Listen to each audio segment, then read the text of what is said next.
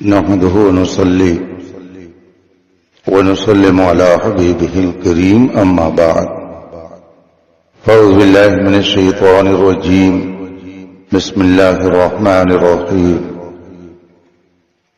قد أفلح من زكاها وقد خاب من دساها صدق الله العظيم وصدق رسوله النبي الأمين الكريم ونحن على ذلك لمن الشاهدين والشاكرين والحمد لله رب العالمين۔ منبر پاک پر تشریف فرما علماء ذوی الاحترام، مداحان رسول انام، طلبہ علوم نبوت، حاضرین محترم، السلام علیکم ورحمۃ اللہ تعالی وبرکاتہ۔ آئیے مصطفیٰ جان رحمت سرور کائنات، فخر موجودات، نبی محتشم، پیغمبر اعظم صلی اللہ علیہ وآلہ وصحبہ وسلم کی بارگاہ ناز میں درود و سلام کا نذران عقیدت پیش کریں اور پڑھیں۔ اللہم صلی علی سیدنا و مولانا محمد معد الجود والکرم و آلہ الکرام اجمعین۔ رفیقان گرامی وقار، آپ نے عرس نظامی کے عنوان سے یہ اجلاس منعقد کیا۔ اس اجلاس کے انعقاد سے آپ کا قلبی تعلق ظاہر ہوتا ہے کہ اللہ نے آپ پر خصوصی انعام کی بارش فرمائی اور حضرت خطیب البراہین صوفی محمد نظام الدین علیہ رحمت و رضوان کے حلقہ ارادت میں آپ داخل ہوئے اور ان کے مرید کہلائے۔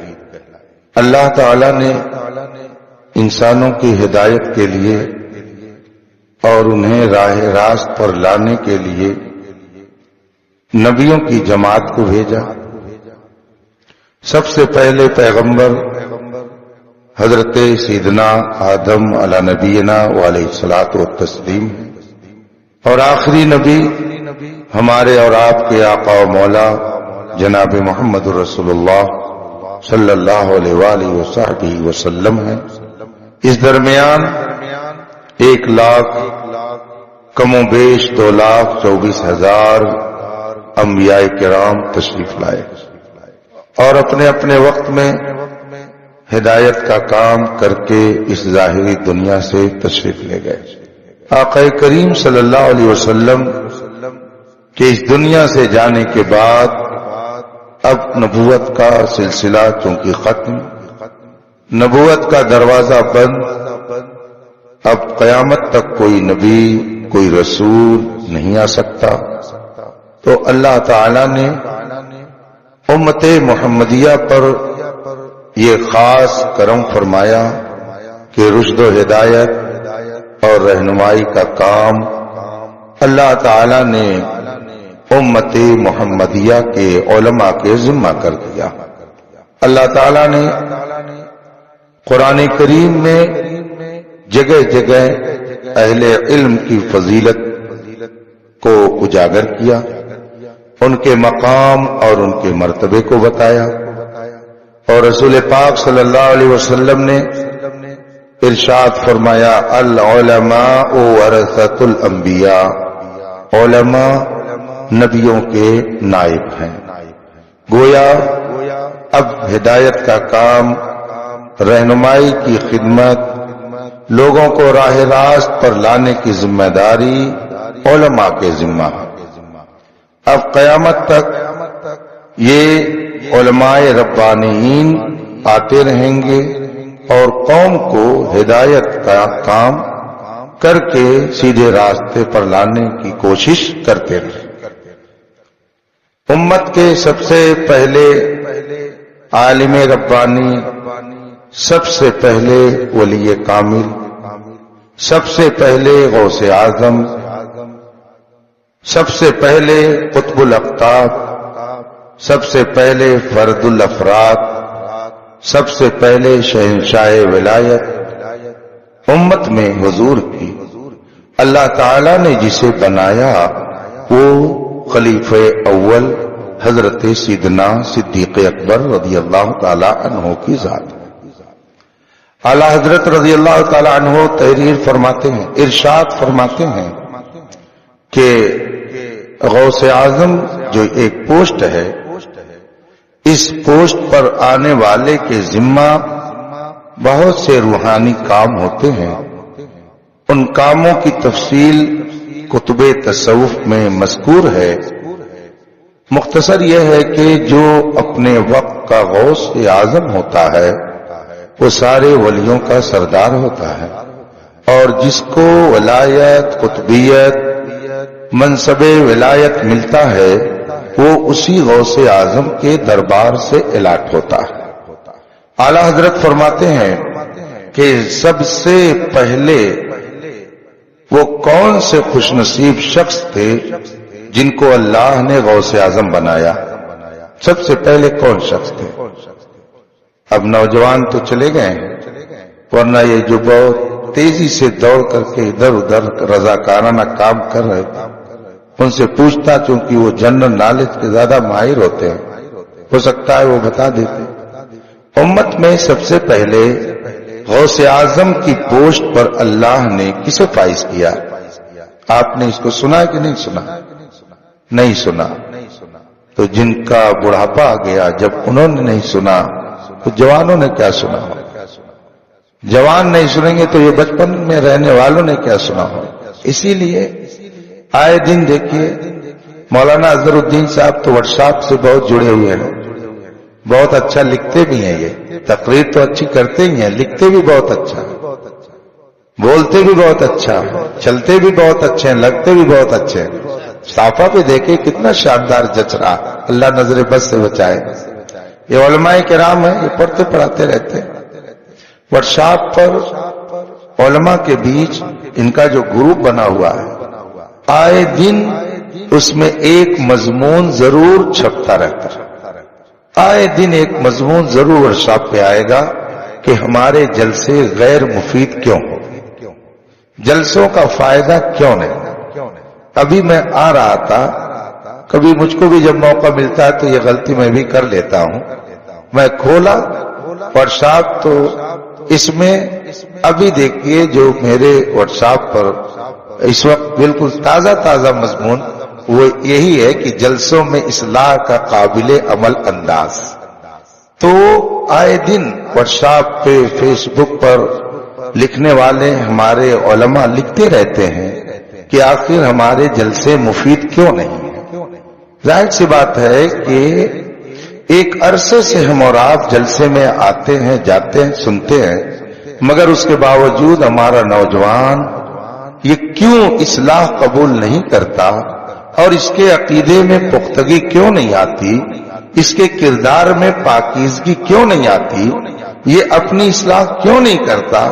اس لیے کہ ہمارے جلسوں میں شور زیادہ ہوتا ہے اور سنجیدہ باتیں لوگوں تک کم پہنچائی جاتی ہیں۔ ہمارا نوجوان یہ سوچتا ہے کہ ایک ناز ہو، ایک انداز ہو، ایک ساز ہو تو اس پہ ہم اپنے آپ کو حرکت میں رکھیں تو یہ ہمارے لیے اچھی بات ہے۔ میں شاعروں کا مخالف نہیں، میں خود اب تو مصروفیت زیادہ بڑھ گئی ہے، ورنہ میں ہر جمعرات کو خود ہی نعت نبی کی محفل اپنے کمرے میں لگاتا تھا۔ مولانا زین الدین صاحب کے یہاں پر چلے گئے، یہ مولانا افریدی صاحب بیٹھے ہوئے ہیں، ان سے پوچھئے، میں خود اچھے طلباء کو بلا کر ان کی نعتیں سنتا تھا، ابھی بھی موقع ملتا ہے تو سنتا ہوں۔ نعت نبی سننے سے ایمان میں تازگی پیدا ہوتی ہے۔ اعلیٰ حضرت سے پوچھا گیا نبی کی محبت کیسے دل میں آئے گی، تو اعلیٰ حضرت نے 3 کام بتایا۔ فرمایا کہ کثرت سے جو قرآن پاک کی تلاوت کرے گا اسے نبی کی محبت مل جائے گی، یوں ہی کثرت سے جو رسول پاک پر درود بھیجے گا اسے نبی کی محبت مل جائے گی، اسی طرح سے جو کثرت سے نعت نبی سنے گا اسے نبی کی محبت مل جائے گی۔ جبکہ میرا نوجوان تینوں میں سے ایک نہیں کرتا ہے، ہاں البتہ پوسٹر لگا کے جھگڑا ضرور کرے گا، آئی لو محمد، جھگڑا ضرور کرے گا اس پر، لیکن نعت شریف سننے کے لیے سنجیدہ ماحول میں بیٹھ کر کے ان سے نعت سننے کے لیے کہا جائے نہیں، قرآن کی تلاوت کے لیے کہا جائے نہیں، گھر میں بیٹھ کر خالی وقت درود شریف پڑھنے کے لیے کہا جائے نہیں، تو جو محبت نبی میں اضافے کا سبب ہے مجھ سے دور ہے، اسی لیے لفاظی ہم لوگوں کے یہاں زیادہ ہے اور حقیقت اور معنی سے ہمارا تعلق کم رہ گیا۔ جلسے کیوں نہیں مفید ہوتے ہیں؟ اس کی وجہ یہی ہے کہ جب کوئی شاعر نعت سناتا ہے تو بھلے اس کا ترجمہ نہ جانے، اس کا مطلب نہ سمجھیں، کیا وہ کہہ رہا ہے، شعر کا معنی کیا اسے نہ معلوم، لیکن وہ چونکہ ناز اور انداز دیکھتا ہے تو اس لیے اس پر وہ بیٹھا رہتا ہے، اور جہاں وہ ناز انداز ختم ہوا کرسی چھوڑ کر کے چلا گیا۔ میں اس پر ناراض نہیں ہوں کہ یہ کرسی کیوں خالی ہو گئی، مجھے تو اس سے کوئی فرق نہیں پڑتا ہے، اس لیے کہ روزانہ الحمدللہ 900 طلبہ دارالعلوم علیمیہ میں پڑھنے کے لیے آلریڈی تیار رہتے ہیں، ہم لوگ روزانہ اتنے لوگوں کو پڑھتے پڑھاتے ہیں، تو اس کا کوئی مسئلہ نہیں ہے، لیکن افسوس اس بات کا ہے کہ ہمارا معاشرہ اور ہماری قوم کی سوچ بہت ہی الگ ہو گئی ہے۔ یہ پیسہ خرچ کرتے ہیں، نیند خرچ کرتے ہیں، وقت ضائع کرتے ہیں، مگر خاطر خواہ یہ اس سے فائدہ نہیں اٹھا پاتے۔ جگہ جگہ کے تجھے تھک چکے ہیں ہنگامے، نشاط لذت خواب گراں، بدل ڈالو غلط روی سے منازل کا بودھ بڑھتا ہے، مسافروں روش کارواں بدل ڈالو۔ بتائیے سب سے پہلے امت میں غوث اعظم کے منصب پر اللہ نے کسے فائز کیا؟ آپ نہیں بتائیں گے، اس کی وجہ ہے کہ آپ کو سنجیدہ ماحول میں گفتگو سننے کو کا موقع ہی نہیں ملا، نہ آپ سننا چاہتے۔ آپ سے مراد آپ نہیں ہیں، آپ تو ماشاءاللہ جلسے کو سنبھالے ہوئے ہیں۔ بات میں ان کی کرتا ہوں جو شور و غل پسند کرتے ہیں اور ان کی طبیعت شرارت پسند ہوتی ہے، میں ان کی باتیں کرتا ہوں۔ وہ شور و غل ہو ہا ہلا غلہ پسند کرتے ہیں، مگر جو ہم کو مفید اور کارآمد باتیں سننی چاہیے، ہم اپنے آپ کو اس کے لیے آمادہ نہیں رکھتے ہیں۔ اعلی حضرت رضی اللہ تعالیٰ عنہ فرماتے ہیں سب سے پہلے اس امت میں غوث اعظم کے منصب پر اللہ تعالیٰ نے حضرت سیدنا صدیق اکبر کو فائز فرمایا۔ اس امت کے سب سے پہلے غوث اعظم کا نام سیدنا صدیق اکبر ہے، ابو بکر رضی اللہ تعالیٰ عنہ ہیں، یہ سب سے پہلے غوث اعظم ہے۔ امت محمدیہ کے دوسرے غوث اعظم حضرت سیدنا عمر فاروق اعظم ہیں، تیسرے غوث اعظم حضرت سیدنا عثمان غنی ہیں، چوتھے غوث اعظم حضرت سیدنا مولا کائنات علی مرتضی ہیں، پانچویں غوث اعظم حضرت سیدنا امام حسن مجتبی ہیں، چھٹے غوث اعظم حضرت سیدنا امام حسین ہے، اس کے بعد غوث اعظم حضرت سیدنا امام زین العابدین ہیں، ان کے بعد غوث اعظم حضرت سیدنا امام حسن عسکری ہیں، ان کے بعد یہ منصب انہی کے پاس رہا، پھر چلتا رہا چلتا رہا چلتا رہا، اور کئی سو سال کے بعد پھر یہ منصب اللہ نے بغداد میں سیدنا شیخ عبد القادر جیلانی کو عطا فرمایا۔ یہ غوث اعظم کا منصب اللہ تعالیٰ نے سیدنا شیخ عبد القادر جیلانی بغدادی رضی اللہ تعالیٰ عنہ کو عطا کیا۔ اب یہ منصب ان کے پاس کب تک رہے گا؟ کب تک وہ اس پوسٹ پر رہیں گے؟ جب تک حضرت امام مہدی نہیں آ جائیں گے، اس وقت تک یہ پوسٹ سیدنا غوث اعظم بڑے پیر دستگیر کے پاس رہے گی۔ اس کا مطلب ہے کہ اب امام مہدی کے آنے تک اگر کوئی ولی بنے گا تو نگاہ غوث اعظم سے بنے گا، کوئی قطب بنے گا تو سرکار بغداد کے دربار سے بنے گا، کوئی ابدال کی صف میں آئے گا تو سرکار غوث پاک کی نگاہ کرم سے آئے گا۔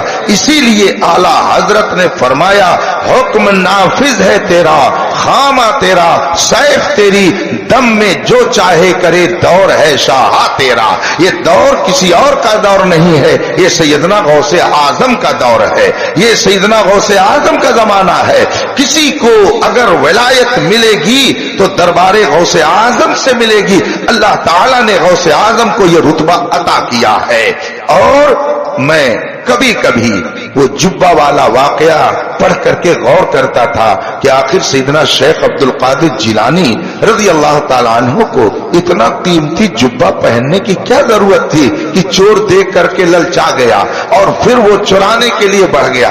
اگر آج کوئی زرق برق لباس میں رہے, اچھا خاصا لباس پہن کر کے چلے, تو لوگ کہیں گے شان بگاڑتا ہے, شیخی بگاڑتا ہے, بڑا پیسہ دکھاتا ہے. اچھا لباس پہن کر کے چلنے پر بھی لوگ تنقید کرتے, کمنٹ کرتے. تو میں سوچتا تھا کبھی کبھی کہ سرکار غوث اعظم نے اتنا قیمتی جبہ پہن لیا کہ اسے دیکھ کر کے چور للچا گیا, لیکن فوراً مجھے اس کا جواب بھی مل گیا کہ سن, تو نے ظاہر نظر سے دیکھا, اس لیے تجھے تیرے ذہن میں یہ سوال آ رہا ہے کہ اتنا قیمتی جبہ کیوں پہنا غوث اعظم نے, لیکن اگر تو حقیقت کی نظر سے دیکھے گا تو تیری سمجھ میں بات آ جائے گی کہ غوث اعظم نے جبہ اس لیے قیمتی نہیں پہنا تھا کہ وہ اپنی دولت کا اظہار کرنا چاہ رہے تھے, بلکہ آپ نے قیمتی جبہ اس لیے پہنا تھا کہ اسی کے ذریعہ ایک چور کو اپنے دربار میں لا کر کے ولی بنانا چاہ رہے تھے. ان کا یہ مقصد تھا کہ جی قیمتی لباس میں پہنوں گا, چور اسے دیکھ کر میرے پاس آئے گا اور پھر میں اپنی نگاہ ولایت سے اس چور کو ولایت کے درجے پر فائز کر دوں گا. سیدنا غوث اعظم نے اتنا قیمتی لباس اس لیے پہن رکھا تھا کہ چور کو انہیں ولی بنانا تھا. یہ شان تھی سیدنا غوث اعظم رضی اللہ تعالی عنہ کی. اور خود ایک مقام پر ارشاد فرماتے ہیں, اور وہ ارشاد میں اس لیے ذکر کرنا چاہتا ہوں کہ آج کچھ لوگ یہ سمجھتے ہیں کہ جو بڑے بڑے بال رکھ لے, ایک وقت کی نماز نہ پڑھے اور لمبے لمبے تسبیح کے دانے لٹکا لے اپنے گلے میں اور حال آئے اس کو دم بدم, تو کہا جاتا ہے کہ یہ اللہ کا ولی ہے, پہنچا ہوا ہے. حضرت غوث اعظم فرماتے ہیں, درست العلم حتی صرت قطبا ونلت السعد من مولا الموالی.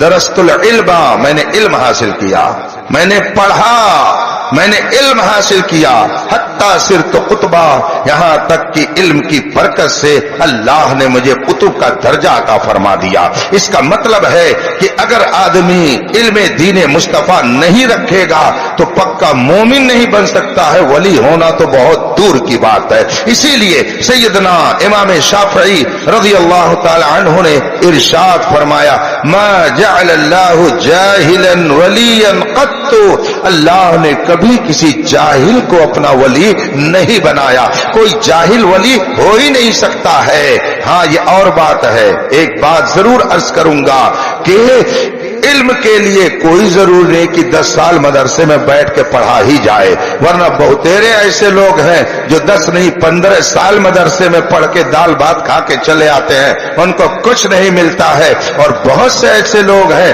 جو کسی دن درسگاہ میں نہیں جاتے ہیں مگر وہ علم و فضل کے آفتاب بن جاتے ہیں. اسی لیے علماء نے فرمایا ہے, ایک علم وہ ہے جو تمہیں درسگاہ سے ملتا ہے, مگر ایک علم وہ ہے جو تمہیں نگاہ سے ملتا ہے. علم ملنا چاہیے, چاہے درسگاہ سے ملے یا کسی کی نگاہ سے ملے. آپ چلا رہے ہو کیا بابو؟ یہ چل رہا ہے, لائٹ اس میں لال جل رہی ہے. ہاں آواز سنائی دے, میرے مجھ کو سے کوئی اعتراض نہیں, لیکن آپ لوگ کیا کرتے آپ جانے, مجھے اس میں شامل نہ کریں, بس سیدھی سی بات ہے. ایک بزرگ ہیں اور رہنے والے تھے احمد آباد شریف میں. احمد آباد شریف گجرات میں ہے, وہ ولیوں کا شہر ہے, مدینۃ الاولیاء اسے کہا جاتا ہے. بے شمار اولیاء کرام کے مزارات طیبہ وہاں ہیں. کبھی اگر جانا ہو تو ضرور ان کی زیارت کیجیے. نہ پوچھ ان خرقہ پوشوں کی, عقیدت ہو تو دیکھ ان کو, یدے بیضا لیے بیٹھے اپنی آستینوں میں. وہاں پر ایک بزرگ ہیں جن کا نام ہے حضرت سیدنا وجیہ الدین علوی گجراتی رحمت اللہ تعالی علیہ. ان کا بہت مشہور واقعہ ہے. ان کے ہاں شاگرد پڑھتے تھے, بہت قابل عالم تھے. ان کی کتابیں ہیں, بہت ساری کتابیں ان کی آج بھی دستیاب ہیں. اللہ تعالیٰ نے انہیں علم و فضل سے بہت نوازا تھا. وہ بچوں کو پڑھاتے تھے. اتفاق سے ایک جماعت کے بچوں میں ایک بہت ہی کند ذہن تھا, ذہن اس کا بہت کمزور تھا. اس نے ڈانٹ بہت سنی استاد کی, साथियों का मजाक भी उसको बर्दाश्त करना पड़ा। साथी उसका मजाक उड़ाते थे, गोबर खाते हो क्या कि तुम्हारा दिमाग नहीं सही है, ये करते हो क्या, वो करते हो क्या, मजाक उड़ाते थे। एक रोज उसने साथियों से पूछा कि आप लोग खाते क्या हो कि आप लोगों का दिमाग इतना तेज है, सबक याद हो जाता है। साथियों ने मजाक उड़ाया और कहा ऐसा है उस्ताद गिरामी जहां पर वुजू करते हैं वहां पानी गिरता है, जहां पे वहां काई जमी होती है, हम लोग वही काई थोड़ी थोड़ी खाते हैं, इसलिए हम लोग का दिमाग तेज रहता है। मजाक उड़ाया। साथी तो साथी किसको छोड़ते हैं, किसी को छोड़ते नहीं है। साथी किसी को मौलाना मान ले तो बहुत बड़ी बात है, वली मानना तो बहुत दूर की बात है। साथियों का हाल यह होता है। साथियों ने कहा वो काई हम लोग खाते हैं रोजाना थोड़ी थोड़ी, इसीलिए दिमाग तेज है। उस्ताद का वजू का पानी जहां गिरता है वो काई जमी हुई है, उसी को खाते हैं। वो बेचारा परेशान हाल। एक रोज उसने भी सोचा कि चल करके मैं भी खा लूं ताकि मेरा दिमाग तेज हो जाए। चुनांचे रात में नमाज इशा के बाद वो गया और उसमें से कुछ निकाल निकाल करके चाटने लगा। इत्तेफाक से उस्ताद गिरामी उधर से गुजरे, देखा तो वो बच्चा कुछ कर रहा है। उससे आपने पूछा क्या कर रहे हो, कहा हुजूर बस ये कर रहा हूं मैं। कहा ये क्या कर रहे हो, अजीब बेवकूफ आदमी हो, ये क्या कर रहे हो, काई खा रहे हो। तो उसने कहा हुजूर ये मसला था, मैंने अपने साथियों से पूछा कि तुम्हारा दिमाग तेज क्यों है, तो साथियों ने मुझसे बताया कि हम लोग हजरत के वजू के पानी के गिरने की जगह जो काई जमी हुई उसको खाते हैं, इसलिए हम लोगों का दिमाग तेज है। तो मैंने सोचा मैं भी कुछ खा लूं ताकि मेरा दिमाग भी तेज हो जाए। उस्ताद को रहम आ गया, निगाहे करम उठ गई। अल्लाह वाले थे, पहुंचे हुए थे, आरिफे बिल्लाह थे, अल्लाह के बरगुज़ीदा बंदे थे। तरस आ गया और फौरन उस बच्चे को अपने सीने से लगा लिया और फरमाया जा बेटा अब कल से तू पढ़ाएगा, अब तू दर्स देगा। सुबह का वक्त हुआ, तलबा अपनी किताब लेकर के दरसगाह में पहुंच गए। हजरत अल्लामा सैयदना शेख वजूद्दीन आलवी गुजराती रहमतुल्लाह ताला अलैह दरसगाह में आए ही नहीं, गायब हो गए दरसगाह से। और जब दरसगाह में नहीं आए, तलबा इंतजार कर रहे हैं। उस कुंद ज़हन साथी ने कहा कि चलो आज मैं ही पढ़ा दूं। सारे साथियों ने कहा ओ देखो बड़ा काबिल बना है, सबक तो याद नहीं रहता, आज पढ़ाने की बात करता है। साथियों ने कहा चल चल चल ठीक है जरा पढ़ा देखें तो कितना काबिल हो गया है। उसने कहा मैं पढ़ाता हूं। कहा चलो चलो जरा पढ़ाओ। पहले तो कुछ लोगों ने मजाक उड़ाया, तू क्या पढ़ाएगा, तुझको तो सबक भी याद नहीं रहता है, तू सही ढंग से इबारत भी नहीं पढ़ पाता है और आज कह रहा है मैं सबक पढ़ाऊंगा। उसने कहा हाँ पढ़ाऊंगा। तो दूसरे कुछ साथियों ने कहा अच्छा ठीक है जरा पढ़ा तो देखे कितना काबिल हो गया। अब उसने जब किताब खोली, सुभान अल्लाह, शान देखिए, उसने जब इल्म और मार्फत का दरवाजा अपना खोला, किताब का सबक जब पढ़ाना शुरू किया, सारे तलबा हैरान हैं, आखिर इसके पास इतना इल्म कहां से आ गया, हमने तो ये सबक उस्ताद से पढ़ा ही नहीं था, इसने कहां से पढ़ लिया। अब सब साथी हैरत से उसे देख रहे हैं, सबक बिल्कुल सही सही पढ़ा रहा है, इल्म का दरवाजा खोले हुए है, बिल्कुल मौज जैसे जारी है, समंदर की मौज की तरह उसके इल्म का धारा बह रहा है। साथियों ने पूछा आखिर ये इनकलाब कैसे बर्पा हो गया, ये तब्दीली कैसे आ गई। उस शागिर्द ने कहा साथियों मैंने तुम्हारा ही तो बताया हुआ नुस्खा इस्तेमाल किया है। कहा वो क्या किया तुमने। कहा आप ही लोगों ने तो कहा था कि दिमाग तेज होता है। उस्ताद गिरामी के वजू के पानी के गिरने की जगह जो काई जब थी उसको खाने से रात में खा रहा था, उस्ताद मोहतरम ने अपने सीने से लगा करके मेरे दिल की दुनिया को बदल दिया है। निगाहे वली में वो तासीर देखी, बदलती हजारों की तकदीर देखी। जो लोग कहते हैं वली क्या देते हैं, बुजुर्ग क्या देते हैं, वो अक्ल के अंधे हैं, पैदल है अक्ल शऊर से। उनको अल्लाह तबारक व तआला ने जो अक्ल सलीम दी थी, उसमें सोचने समझने की जो सलाहियत रखी थी वो खत्म हो गई है, वरना बुजुर्गों की शान में वो गुस्ताखी नहीं करते। अल्लाह बेशक अता करता है, मगर ये भी सच्चाई है कि अपने महबूबों के वास्ते से अता करता है। हजरत सूफी साहब रहमतुल्लाह ताला अलैह ने अपनी पाकीज़ा जिंदगी जिस तरह से गुजार करके उम्मत की रहनुमाई फरमाई, मैंने खुद बहुत सारे इलाकों में अपने माथे की आंखों से देखा है कि उनके मुरीदीन जो पुराने हैं ان کے اندر دینداری ہے، نماز کی پابندی کا اہتمام ہے، چہرے پر داڑھی ہے۔ ان سے اگر پوچھا جاتا ہے کہ آپ کس سے بیعت ہیں تو وہ بڑے فخر سے کہتے ہیں کہ اللہ کا شکر ہے میں صوفی صاحب کا مرید ہوں، میں صوفی صاحب سے بیعت ہوں۔ ہمارے محلے میں بدھیانی، آپ لوگ جانتے ہیں میں بدھیانی محلے کا ہوں، بدھیانی محلے میں آج سے تقریباً 40 سال کے قریب پہلے، تقریباً 40 سال ہو رہے ہوں گے، ایک بہت ہی مشکل مسئلہ اس طرح سے پیش آ گیا، سنی وہابی کو لے کر پھر دو گروپ ہو گیا، لیکن دونوں کے درمیان ایک صاحب نے کہا ایسا ہے آپ نہ ہماری سنو نہ ہم آپ کی سنیں، اس علاقے میں جو سب سے معتبر شخصیت ہو آپ بھی اس کا نام بتائیے، ہم بھی اس کا نام بتائیں، دونوں کا اگر اس پہ اتفاق ہو جائے تو چل کر کے اسی سے فیصلہ کرا لیا جائے۔ سب نے کہا ٹھیک ہے، اچھی بات ہے، یہ 40 سال پہلے کی بات میں بتا رہا ہوں۔ آبادی کے لوگوں نے کہا ہاں ٹھیک ہے۔ کسی نے درمیان میں نام لے لیا کہ خلیل آباد اور بدھیانی کے کسی مولانا صاحب کے پاس کیوں چلا جائے، امر ڈوبھا صوفی نظام الدین صاحب کے پاس چلا جائے، اس لیے کہ وہ اگر فیصلہ کریں گے تو وہ منہ دیکھ کر فیصلہ نہیں کرتے ہیں بلکہ قرآن و حدیث دیکھ کر فیصلہ کرتے ہیں۔ دونوں فریق نے رضامندی ظاہر کر دی اور کہا ٹھیک ہے چلیے ہم بھی اس پر تیار ہیں۔ اس کا مطلب ہے اس علاقے میں ہمارے صوفی صاحب کی شخصیت اپنے زہد و تقوی کی بنیاد پر ہر ایک کے دل میں جگہ رکھتی تھی اور سب ان کو اپنا مسلم پیشوا اور مقتدا تسلیم کرتے تھے۔ یہ اللہ کا کرم ہے کہ اللہ نے ایسی پاکیزہ شخصیت ہمارے خطے کو عطا فرمائی ہے۔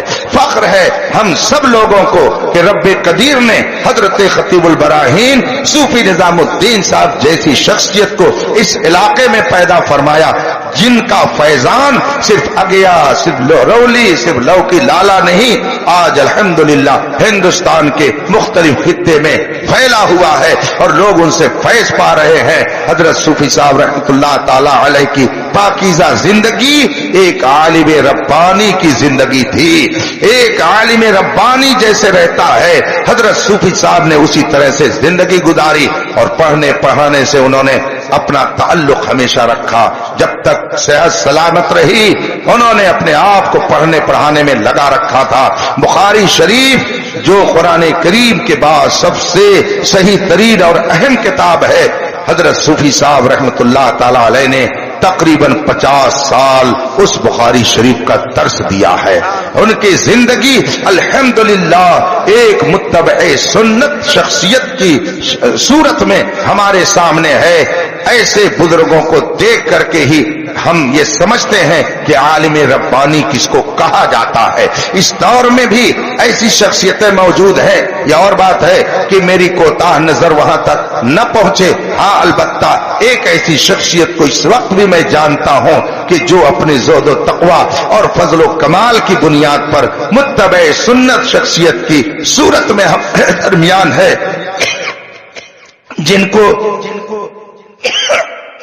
شہزادہ صدر الشریعہ محدث کبیر علامہ ضیاء المصطفیٰ دامت برکاتہ العالیہ کے نام سے جانا جاتا ہے۔ انہیں میں نے دیکھا، ان کا سفر دیکھا، ان کا حضر دیکھا، ان کی گفتگو سنی، ان کا ہنسنا میں نے دیکھا، ان کا چلنا میں نے دیکھا۔ حضرت صوفی صاحب رحمت اللہ تعالی علیہ کو میں نے دیکھا کہ اگر محفل میں ہوتے، چند اساتذہ امر ڈوبا کے موجود رہتے، وہاں اگر کوئی ہنسی کی بات آ جاتی تو چونکہ سنت طریقہ یہ ہے کہ کہا لگا کے نہ ہنسا جائے، زور سے آواز لگا کے نہ ہنسا جائے۔ آپ لوگوں میں سے بہت سارے لوگ ہوں گے جنہوں نے شعور کی حالت میں صوفی صاحب علیہ رحمہ کو دیکھا ہوگا، لیکن کبھی آپ نے ان کو ٹھٹھا مار کر کے ہنستے ہوئے نہیں دیکھا ہوگا۔ اگر بہت خوشی کا کوئی ماحول ہوتا تو حضرت صوفی صاحب رحمۃ اللہ علیہ مسکراتے، تھوڑا کھل کر کے مسکراتے، جس کو کھل کر مسکرانا کہا جاتا، یہ سنت رسول ہے۔ حضرت صوفی صاحب رحمۃ اللہ علیہ ایسے موڑ پر بھی سنت رسول کا لحاظ فرماتے تھے، اور جو اللہ و رسول کی اطاعت میں زندگی گزارتا ہے وہ دنیا سے جانے کے بعد بھی مرتا نہیں ہے بلکہ وہ زندہ رہتا ہے۔ حضرت صوفی صاحب کو 10 سال سے زیادہ کا عرصہ گزر گیا گئے ہوئے اس ظاہری دنیا سے، مگر آج بھی الحمدللہ صرف اس خطے ہی میں نہیں بلکہ ہندوستان کے مختلف خطوں میں ان کے نام کی محفل منعقد ہوتی ہے. جشن خطیب البراہین منایا جاتا ہے. جشن خطیب البراہین کے عنوان سے جلسے کیے جاتے ہیں. عرس نظامی کے عنوان سے لوگ جلسے کرتے ہیں. یہ اس بات کی علامت ہے کہ من کان للہ کان اللہ لہ. جو خدا کا ہو جاتا ہے تو خدا اس کا ہو جاتا ہے، اور خدا جس کا ہوتا ہے تو خدائی اس کی ہو جاتی ہے.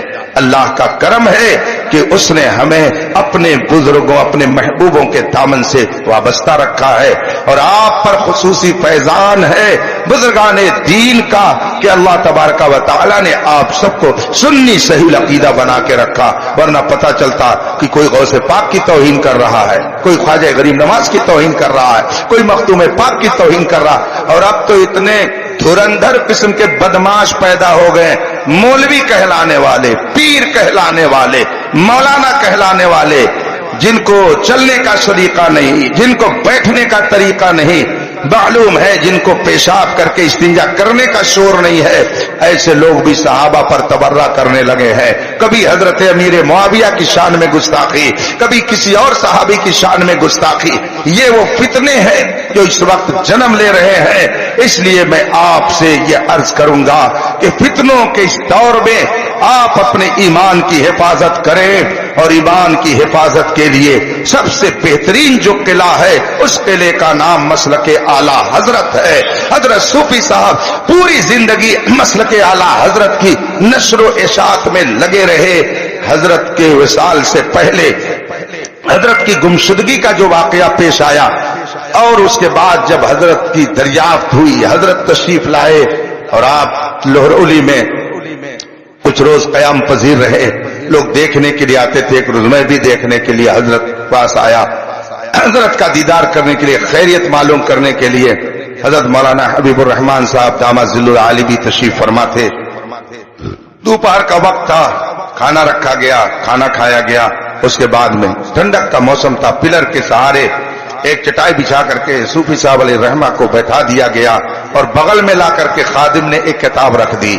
اس کتاب کو رکھا لا کر کے خادم نے، اور تھوڑی دیر کے بعد حضرت صوفی صاحب رحمۃ اللہ علیہ جب مطمئن ہو گئے تو آپ نے کتاب خود کھولی. ورق ایک ایک پلٹ رہے ہیں، اور کھولتے کھولتے ایک جگہ جا کر کے ہاتھ روک دیتے ہیں، اور اس کے بعد میں کتاب دیکھ کر پڑھنا شروع کر دیتے ہیں. سب سے اولا و اعلی ہمارا نبی، سب سے بالا و والا ہمارا نبی، کون دیتا ہے دینے کو منہ چاہیے، دینے والا ہے سچا ہمارا نبی. یہ اس وقت کی بات ہے جب حضرت علی چل رہے تھے. بغل میں خادم نے لا کر کے کتاب رکھی، ہدایت بخشش کتاب تھی. حضرت صوفی صاحب اس میں سے نعت مصطفیٰ پڑھنے لگے اور اسی میں وہ مگن ہو گئے. اس کا مطلب یہ ہے کہ صوفی صاحب رحمت اللہ تعالی علیہ اپنی زندگی کے آخری لمحے تک یاد مصطفیٰ میں اپنے آپ کو بہلاتے رہے، اور جو اپنا دل یاد مصطفیٰ میں لگا دے گا، شاعر کہتا ہے سنو اگر تم یہ چاہتے ہو کہ تم سکون کی زندگی گزارو، خدا تمہارے اوپر رحمتوں کی بارش نازل فرمائے، دنیا سے جانے کے بعد بھی لوگ تمہیں یاد رکھے، تمہاری عظمت کا پرچم لہراتا رہے. اگر تم یہ چاہتے ہو کہ دنیا کی نعمتیں تم کو ملے تو ڈاکٹر اقبال کی زبان میں کہ محمد سے وفا تو نے تو ہم تیرے ہیں، یہ جہاں چیز ہے کہ لوح و قلم تیرے ہیں. اور شاعر کہتا ہے کہ جو یاد مصطفیٰ میں دل کو بہلایا نہیں کرتے، حقیقت میں وہ لطف زندگی پایا نہیں کرتے. صوفی صاحب کو لطف زندگی مل گیا تھا اس لیے کہ وہ یاد مصطفیٰ میں اپنے دل کو بہلا لیا کرتے تھے. اللہ تبارک و تعالی حضرت کی تربت انور پر رحمت و نور کی بارش فرمائے، ان کے درجات کو بلند فرمائے.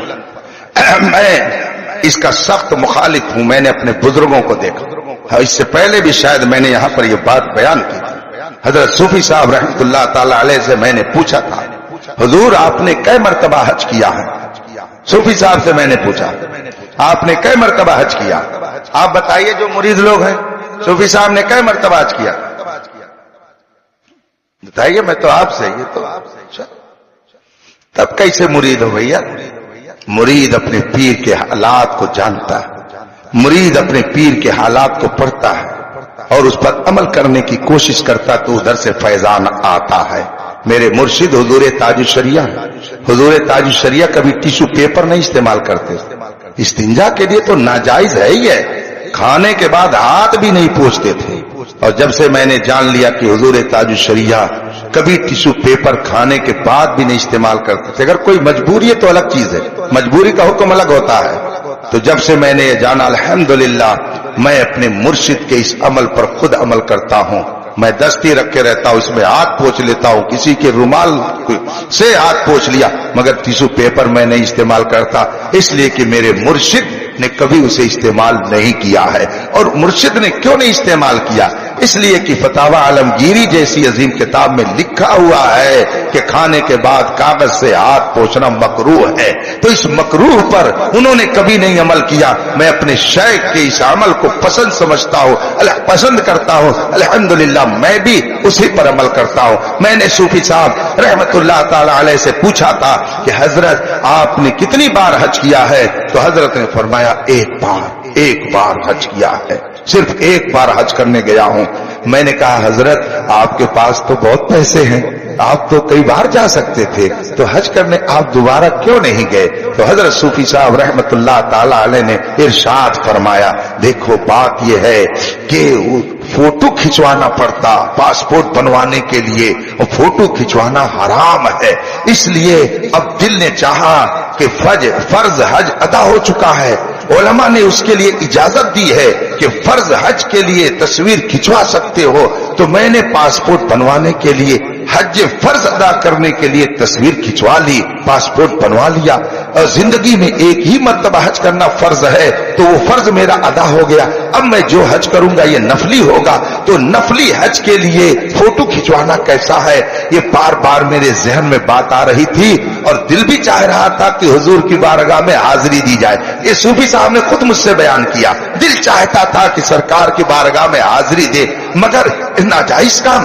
اس کے بعد حضرت نے فرمایا میں نے سوال بھجوایا فلاں جگہ دارالفتہ میں فلاں مفتی سے میں نے سوال کی کروایا، تو وہاں سے جواب آیا کہ آپ اگر بچتے ہیں تو بچتے رہیے.